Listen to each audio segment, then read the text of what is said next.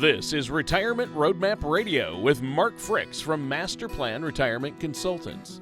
Listen in as we address your financial concerns and provide helpful solutions to put you on the path to achieving your retirement goals. And now, here is Retirement Roadmap Radio with your host, Mark Fricks. Hello and welcome back to another episode of Retirement Roadmap Radio with me, your host, Mark Fricks, and our co-host, the illustrious Tony Shore, is with us today. We're glad that he's back, and we've got a great show for you, but first I need to check on Tony and see how things are going with him. How are you, Mr. Shore? Well, Mark, I am great. Thanks for having me on the show. I've had a good week. It's been a crazy one, I will admit, because my youngest daughter took her driver's test this past week, and she passed, and so now she's a driver, has her license. So she's out there on her own, which is somewhat worrisome. Yeah. It's nice not to have to haul her around town anymore, and to all her activities and work and school. However, you still worry as a dad. Oh, yeah. You know? Yeah. And I've got two daughters, and I will never forget the first time they got their license. They drove to school, and I'm not sure in those days if they had a phone. I know my younger one did, but yeah, it's crazy. It's I don't know how my parents felt without a phone or anything. Just out there driving. So. I know. I wonder about that. Now I can see where they're all at. On the Find My Kids app. Exactly. And so I don't know how our parents dealt with that. They just had to. They just didn't care. They just didn't care. That's right. I think about that, and I think about some of the things we used to do, and I was thinking of something the other day that we would do. Oh, cut grass. I was like 6 when I was cutting grass with a push mower. Yep, me too. And I'm thinking that would worry me to death, sending my 6-year-old son out there to cut grass and, in fact, the neighbors would probably turn you into family services would. If they saw you had your 6-year-old out working a push mower. And back then, I mean, not to age you, but, when you were 6 using a push mower, it probably didn't have all the safety features. Oh, it didn't have all the guards and all that stuff. No. Yeah. And our yard was half rocks. Jeez. Just throwing stuff up in my face. I didn't have any glasses. It was crazy, but that's. Yeah. I think about, when I was really little, I remember, and my parents confirmed it, we had a really big car, an old Pontiac Bonneville, huge 4-door. And I would lay in the back window, ledge in the back seat was the ledge under the window was big enough for me to lay on. Talk about no seat belts. Can you imagine driving now and seeing a kid laying in a back window? There'd be a SWAT team showing up, right? Little kid. Yeah, they'd lock you up and throw away the key. So we used to ride in the Volkswagen, the little section behind the back seat, which basically was sitting on the engine. A little bitty cubby hole back in the back, big enough for maybe a 5-year-old, or less. And it's crazy. Yep. Well, what are we talking about today, Mark? Well, we could just walk down nostalgia lane. Yeah, here, but, memory lane. No, we actually have it's kind of a cool subject today. We're going to be talking about something that is probably one of the most difficult things when it comes to talking about a retirement roadmap, and that is, how much money am I going to need in retirement? And so if you're not retired yet, it's kind of I don't know. And so we have certain budget worksheets we use and things like that. But I thought we would touch on that and talk about the 6 or 8 areas that you need to remember as you're preparing that budget. Because, I'll be talking to folks and it'll be the first or second appointment and say, okay, I want to run some reports for you. So how much do you think you'll need in retirement? And it's like a deer in headlights, so we have to talk about that for a while. And have you thought about this? Have you thought about that? So I think it'll be a really neat show, and I think it's something that folks will get a lot out of. Well, yeah, and I think it's going to be a great discussion. I like the topic, and a lot of people do wonder, okay, how much am I going to need in retirement? That's a huge question that I'm sure is probably at the top of the list of questions you get, right, Mark? Oh, yeah, it really is. It's probably the most difficult question to answer, too. And, there's a what do you call it, a formula in the industry where you say, well, 80% of what you lived on when you worked. But, that's like saying if you're 65, you should be on this medicine. It's so generic that I think it's almost useless. So I think going through these areas here will really help out. I really do. Well, yeah, yeah. So where do you want to begin with this then? How do we do this? How do we figure out where we're at and where we're going? Well, I think the first thing you think about is what what's going to be different. The first thing I think about is I won't be driving to work every day. Now, my office is 10 minutes away, so it's not a big deal. But if you're driving into Atlanta or San Francisco or whatever, and it's an hour and a half commute each way, and you're burning that gas, and you're putting wear and tear on the car, and that type of thing. So that are you buying more clothes, more dry cleaning? If you're going to work every day now, with the COVID episode, more people are working at home. So that's a little bit less extreme perhaps, but not for others. Others are, again, still driving back and forth to work. So that can be significant when you think about the number of miles you're putting on a car, more oil changes, more repairs, of course, more gasoline as it continues going up. And so I think that's something to look at is what goes away and what's added. So what goes away is commute and wear and tear and not as many new clothes. So that right there, I think, can kind of be backed out of a budget. So that's kind of where we start. And then we move into kind of a biggie. And this is housing. So one of the questions I always ask folks is, what's going to change with your housing when you retire? And sometimes it's nothing. Hey, we're in the house we're going to be in. It's one level. It's good for if we have a problem walking or whatever, and it's this, that, and the other. But in most cases, these folks are still in the house where they raised 4 kids. And it's 4 bedrooms upstairs and maybe 5 bedrooms upstairs. And maybe the master is not on the main level, and maybe it's got a basement and it's got a big, huge yard and all this kind of stuff. And so they've got this house that they bought 30 years ago for $100,000 is now worth $350,000, right? And so we start talking about that, and they say, well, we really like these new ranch condos they're building, or these little communities where you have the little cottage-looking house. And I say, have you priced those? And they go, no. And I say, well, the ranch condos, at least in our area, are going for like $500,000. And so when they start talking about downsizing, they're not talking about money downsizing. They're talking about the size of the place, but it's more expensive because it's more desirable. We have baby boomers retiring. So they've not necessarily thought about that. You just can't go out there and find those right there right now. They're just, most houses right now that they've built up to the last couple of years have been 2-story, going up as opposed to out. The old ranches are going away. And so that's something that we really do talk about. And maybe they want to move to Florida. So now you're talking about, maybe even more expense, especially if they're near the beach. So it's just, maybe they want to have 2 homes, right? And so housing is a big deal when it comes to retirement planning. And if they've not thought about that, they're going to have to discuss that as to what changes will be there and how that could affect what they're doing. And then, how much money are they going to get from their old house? Are they going to put that into the new house, or do they want a mortgage? With mortgages so cheap right now, I don't mind having a mortgage at 2.5% and keeping my money and earning 8% on it or whatever. But that's part of that discussion. So I think housing's a big part of estimating your retirement budget. Yeah. Well, that's huge. And I never really thought about that. My wife and I are starting to talk about, okay, once our youngest is out of the house, we would like a Rambler. We don't like we're in a split level. We don't like that. And, as we get older, we're trying to think ahead and think, well, we want a Rambler or a ranch style house, that's one level. But I never thought that it might be more expensive and more in demand. And you're right, there aren't as many. You drive around and we're like, wow, okay, there aren't as many one level homes. Ranch style homes. So that is something to think about. And I never thought about housing, how that could be an issue. Absolutely. All right. What's next? Yeah, well, the next one is health care, the cost of health care. A lot of folks say, hey, I'm going to be on Medicare, so everything's going to be really good and it'd be cheap and this, that, and the other.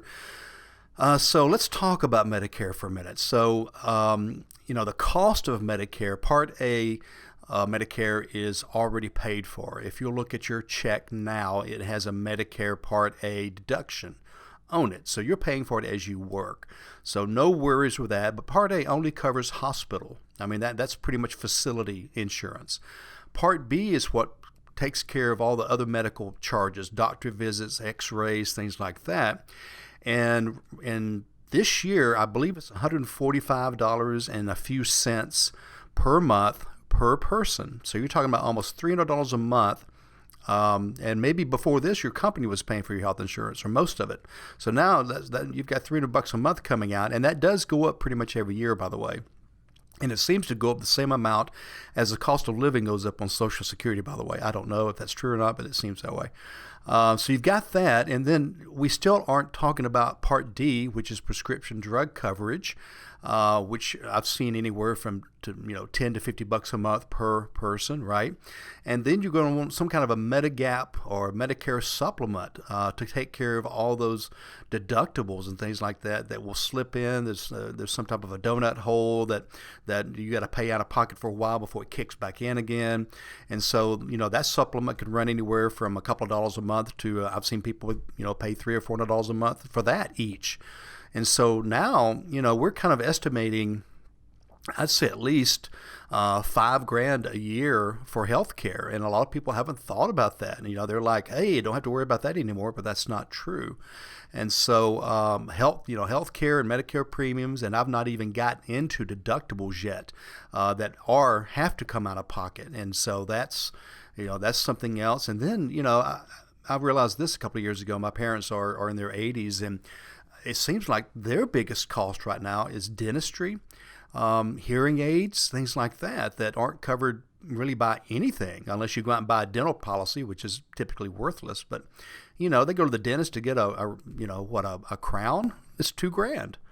And these folks are on a fixed income, and that's coming out of pocket. And my mom's and it hearing adds aids. up. I'll tell you, it gets more expensive all the time. It hurts me now, and I work. I mean, especially so I can't imagine living on a fixed income and having to pay for eyeglasses. And again, hearing aids are so expensive; it's just crazy. So think about those types of things. And I'm not even getting into long-term care at this point. That's a whole different discussion. I'm really just talking about what everybody's going to be having to pay, and that's the Medicare and the deductibles and things like that. Yeah. Well, and I think that's important to look at, Mark. And healthcare is complicated and expensive, and I think a lot of folks out there listening might have thought, I know I used to think this way. Well, once I hit 65 and retire, Medicare will take care of it. I don't need to worry about it. It's maybe I have to pitch in $100 a month for a premium or something. Nope, it's more than that. You have to pay premiums, deductibles, and there's a lot it doesn't cover. And what I find interesting, Mark, is that the things seniors need most in retirement as far as healthcare: hearing, dental, and vision. Those are the three things that, unfortunately, as we get older, all start to go. None of those are covered by Medicare. Sure. That's right. So it's like, what? I don't understand that. I wish they were.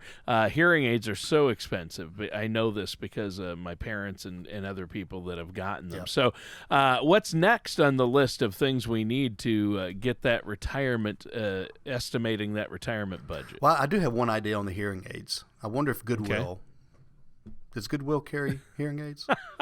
You could, people that would be something. I would want to make sure that they're properly sanitized first. That's for sure. And not 40 years old too. So. Yeah. So the next one I was going to mention is taxes, and the reason I mention taxes primarily is the fact that most folks, they have saved their money in a 401k, 403b IRA, and of course, you get the great deduction when you put money in, and it grows tax-free, but somewhere you've got to pay the piper, so to speak. And so when you turn, of course, 72, you have to start taking money out of those accounts. I've got a client I was just talking to this week, and their required minimum distribution at age 72 is $80,000. That is totally taxable at whatever rate they're at, and their rate just went up because that put them into another tax bracket.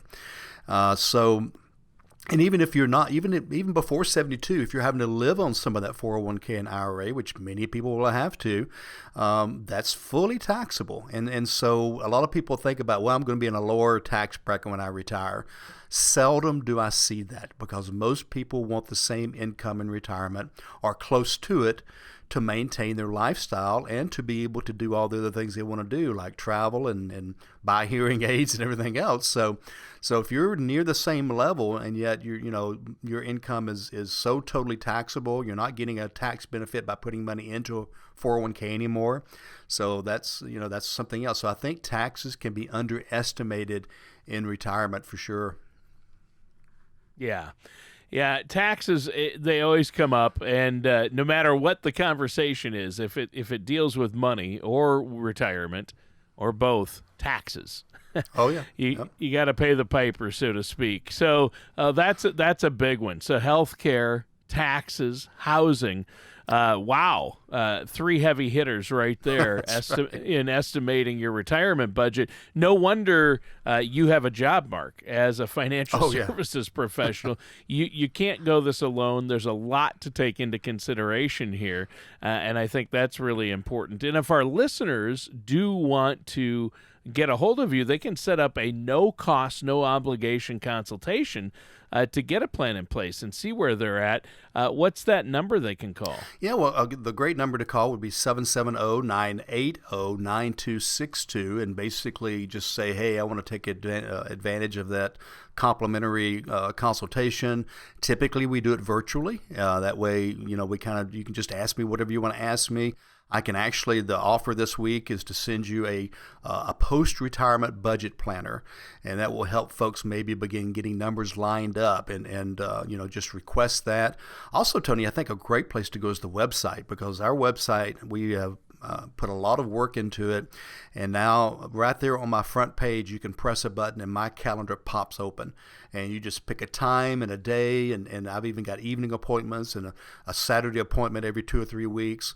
You schedule that. You've got 30 minutes of my time just to ask me what you want to ask me, to explore what other things you need to be looking out for, and if it's something that you're interested in, we will actually run some reports for you. These are complimentary as well, to find out where you're at in planning, what can trip you up, and things like that. So again, I think the website's great as well. It's masterplanretire.com, and my schedule's tight, my calendar's tight, but I do have openings every week.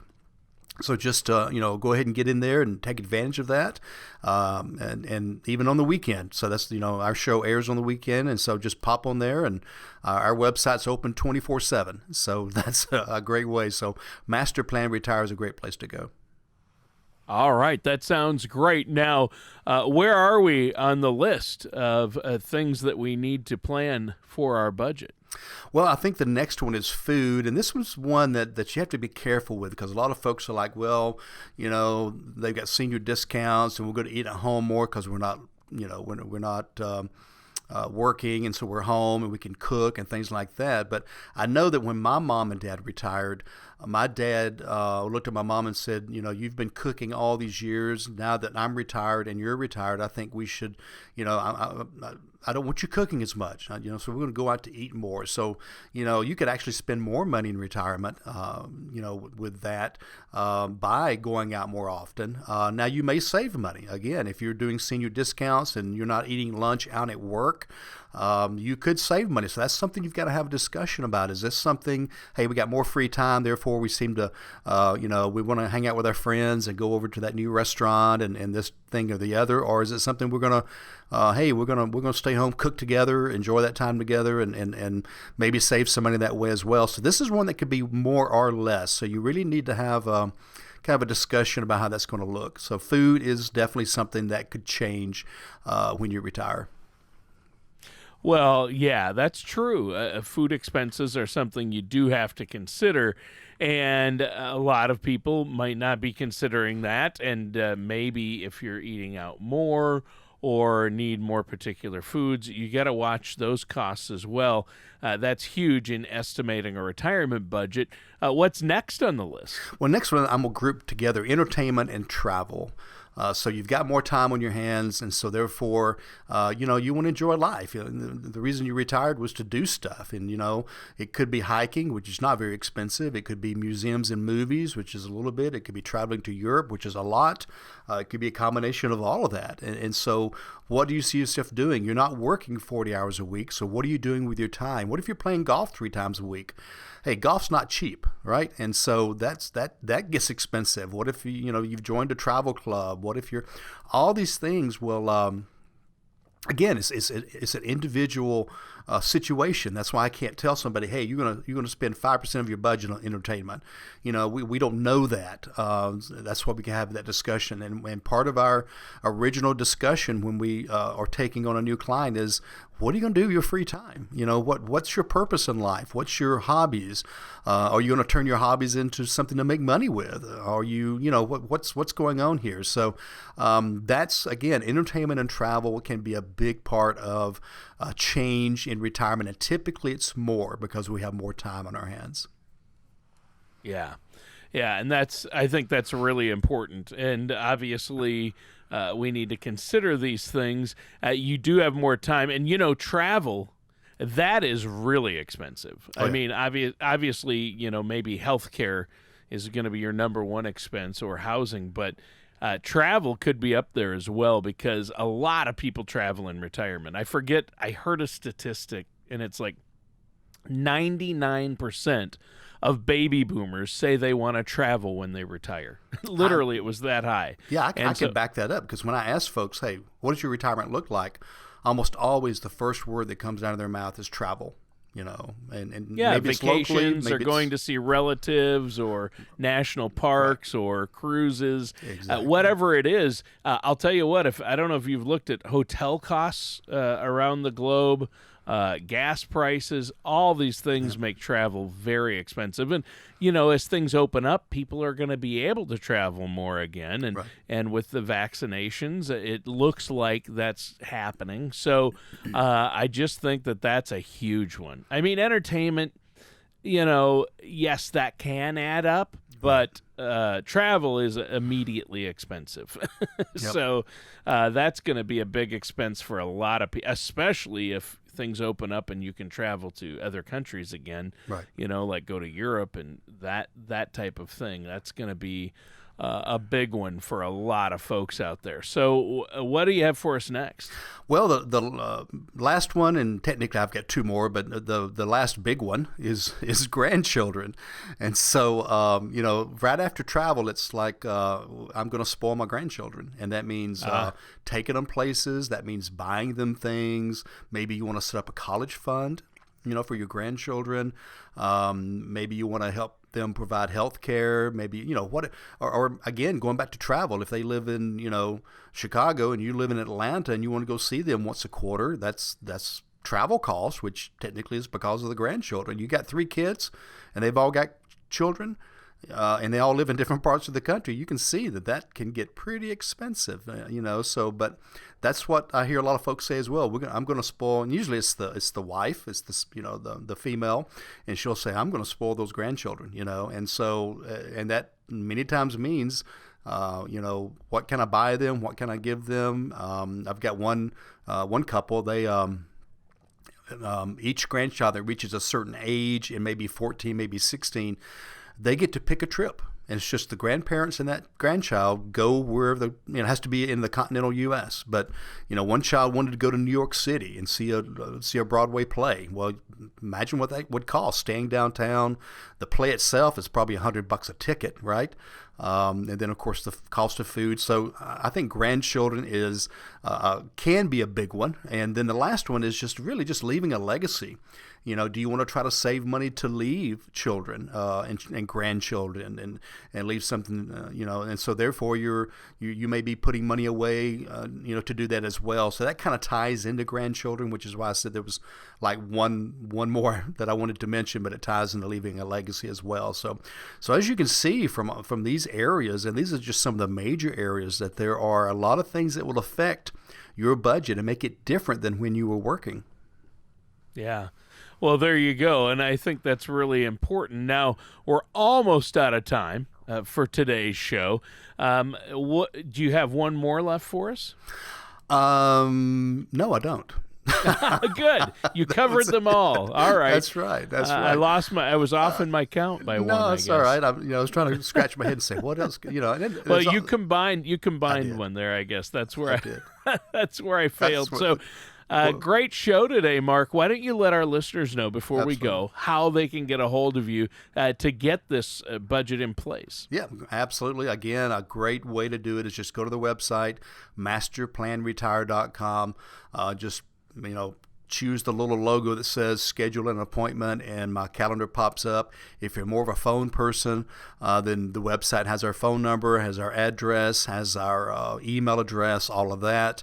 But I will give you the phone number again real quickly, 770-980-9262. We work with people all around the country, so if you're hearing this on podcast, we've got clients coast to coast. And so be glad to talk to you again. Because of the virtual world we live in now, it's very simple to meet online. I can even share my screen with you and show you a few statistics and show you maybe some reports and things like that could help you out as well. So masterplanretire.com I think is a great place to start, and look forward to hearing from everyone. All right. Well, thanks, Mark. And listeners, that does it for today's episode of Retirement Roadmap Radio with our host, Mark Fricks. And we've enjoyed it as always. We are glad you joined us, and just be sure to join us again, same time, same place next week. Also, do search on our podcast. We have over 100 out there. You can go to the website to find those, or just go to the major podcast sites, type in my name, Mark Fricks, Fricks, and there will be many, many shows just like this on every topic concerning retirement. So in the meantime, until we see each other again, plan well and prosper.